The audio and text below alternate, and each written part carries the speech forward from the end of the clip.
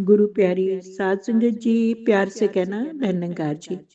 आज का टॉपिक ए बख्शनहारे सबनु सुखांदी दात बख्शते, सब हंसदे वसदे रहन ऐसे सौगात बख्शते।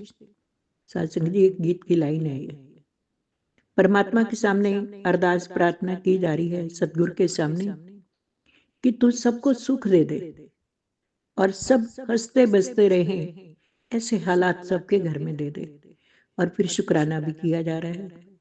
साध संगत जी, ये अरदास, ये प्रार्थना, इसमें बहुत ताकत होती है। और सामूहिक अरदास, या फिर कहते हैं कि जब सबके सुखों की कामना की जा रही होती है तो वो परमात्मा जरूर मंजूर कर लेते हैं, क्योंकि सबका भला करो भगवान, सबका सविधि हो कल्याण, ये वेदों में ग्रंथों में लिखा है। और सर्वे भवन्तु सुखिना, सर्वे संतु निरामया, सर्वे भद्राणि पश्यन्तु माँ कश्चित् दुःख भाग भवेत्। स्कूल में, कॉलेज में, कहीं भी हम जाते हैं, मदरसे में, या कोई इंग्लिश मीडियम के स्कूल है, वहां पर भी सवेरे प्रेयर प्रार्थना की जाती है भगवान के सामने, कि खड़े हैं द्वारे पर हम तुम्हारे, चितारना ना हमारे अवगुण, तमेव माता च पिता तमेव, तमेव बंधुश्च सखा तमेव, तमेव विद्या द्रविणम तमेव, तमेव सर्वम मम देव देव।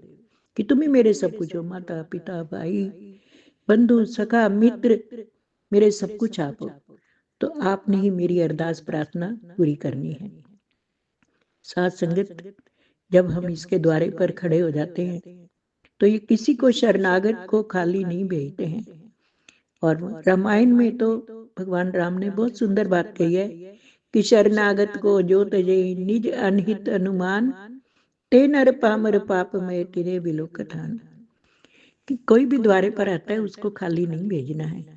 हमारे मन से की हुई अरदास, दिल तो अरदासा कीतियां, सुनदा है होके नाल, नहीं खाली किसी नु मोड़दा, ये सतगुर बड़ा दयाल। सासंगत, अरदास प्रार्थना अपने से बढ़ो, और परमात्मा जो सारी सृष्टि को, सारे ब्रह्मांड को चला रहा है, और अपने माता पिता के सामने की जाती है। जो ओहदे में बड़े होते हैं उनके सामने भी अरदास की जाती है।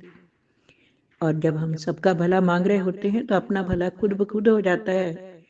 इसीलिए सबका भला करो भगवान, सबका सविधि हो कल्याण।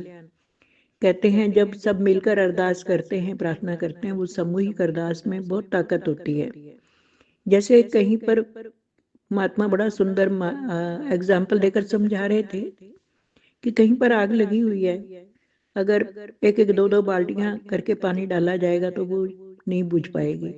लेकिन फायर ब्रिगेड की मोटी धार लगती है, पाइप लगाते हैं तो एकदम वो आग बुझ जाती है।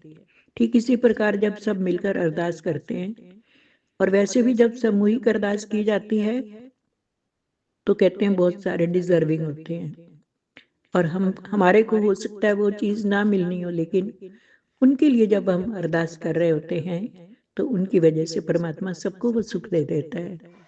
और परमात्मा बड़ा खुश होता है कि ये सबके लिए भला मांग रहा है, ये बड़ा नेक इंसान है, इसकी बात को पूरा कर दो। इसीलिए सबके भले की कामना करें, सबका हित चाहें, और सबके लिए अरदास करें। किसी का हम बद दुआ ना लें, किसी का दिल ना दुखाएं। कहते भी हैं दिल ना किसी का दुखा, दिल में दिल भर रहता है। और एक शायर ने बहुत सुंदर शब्दों में कहा है कि अगर हम किसी का दिल दुखा देंगे तो परमात्मा, वो आदमी रो देगा जिस इंसान को हम दुखा रहे हैं, और उसके मालिक ने सुनी तो तुम्हें जड़ से भी खो देगा। इसलिए कभी किसी का दिल ना दुखाएं, अभी तो सबके लिए अरदास करें, प्रार्थना करें कि ये सब सुखी रहें, सब खुश रहें।